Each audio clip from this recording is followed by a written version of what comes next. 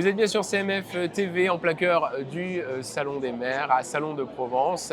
Et on est avec monsieur Daniel Robert, qui est maire de la commune de Saint-Andéol. Bonjour. C'est ça, bonjour. Voilà, comment ça va? Ça va très bien, je vous remercie et je suis très heureux d'être interrogé par cette nouvelle chaîne de télévision Merci. que je ne connaissais pas du tout Et ben voilà. et je vous souhaite un bel avenir.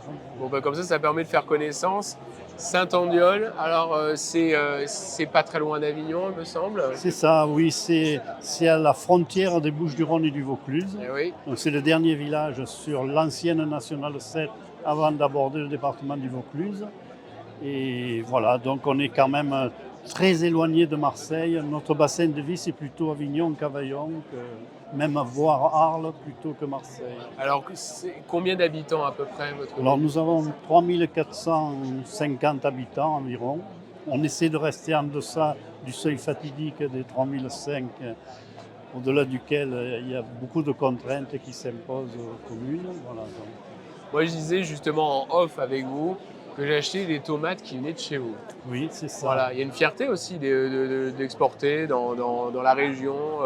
Effectivement, c'est un bassin essentiellement agricole à Ouais, l'origine, qui doit sa richesse à l'agriculture, même si aujourd'hui il y a beaucoup moins d'entreprises agricoles, ou du moins qu'elles sont beaucoup plus regroupées qu'avant, mais elle a fait vivre des générations de personnes sur à peine, même pas un hectare, une famille arrivée à vivre, ce qui n'est plus le cas aujourd'hui.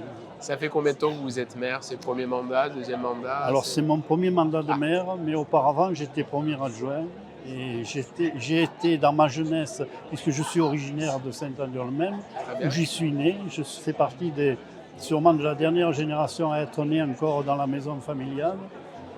Et donc j'ai été conseiller municipal de 76 à 83. Et puis après, une longue carrière professionnelle hors de Saint-Andéol, je suis revenu dans mon village. Qu'est-ce qui a fait que vous vous êtes décidé à, à devenir maire, enfin à devenir maire, parce qu'on est élu évidemment, mais à vous diriger vers ça en disant bah, pourquoi pas, moi je pourrais y aller, être maire. C'est le passé d'adjoint, c'est le. Oui, c'est un peu le fruit du hasard. Mon Ouais, prédécesseur, qui a encore une activité professionnelle, connaissait une certaine lassitude, donc il m'a demandé de le remplacer. Bon, au départ, j'étais pas très volontaire parce que sachant la charge que ça représente, et puis finalement, je m'y suis fait et c'est venu comme ça. alors le salon des maires, c'est important, j'imagine pour vous. Qu'est-ce que vous y découvrez? Qu'est-ce que vous y découvrez dans les allées? Parce qu'on s'est croisés justement dans une des allées. Qu'est-ce que vous recherchez, vous, en tant que maire? Alors, à titre personnel, on était à la recherche d'un certain nombre d'aménagements à D'accord? envisager pour l'avenir. On a trouvé en partie ce qu'on cherchait Ah, c'est bien déjà. et on a découvert également un certain nombre de choses auxquelles on ne s'attendait pas, parce que je suis venu avec deux de mes adjoints aussi, qui m'ont accompagné. Voilà. Alors, le salon des maires, c'est pour cette édition-là, c'est un peu spécial parce que c'est avant les élections. Voilà, donc déjà d'une, on découvre un petit peu toute l'effervescence qu'il y a à découvrir les structures, les sociétés. Mais en même temps, on sent que dans les salons des maires, les maires sont très unis quand même, hein.